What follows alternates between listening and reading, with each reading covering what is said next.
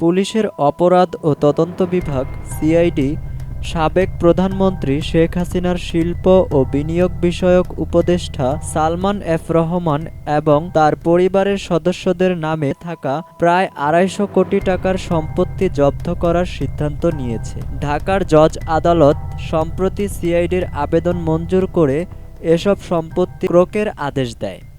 April মাসে রপ্তানি বাণিজ্যের আড়ালে মানি লন্ডারিংয়ের মাধ্যমে প্রায় ১,০০০ কোটি টাকা বিদেশে পাচারের অভিযোগে সিআইডি সালমান এফ রহমান সহ ২৮ জনের বিরুদ্ধে মামলা করে।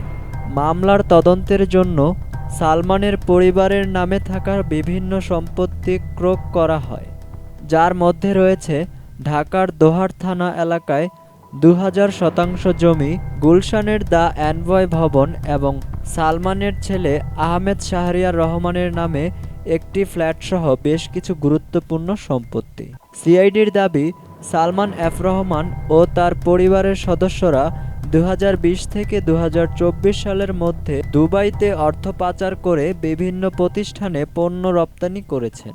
এই মামলায় ১৩ আগস্ট সালমান এফ রহমানকে গ্রেফতার করা হয় এবং তিনি বর্তমানে কারাগারে আছেন।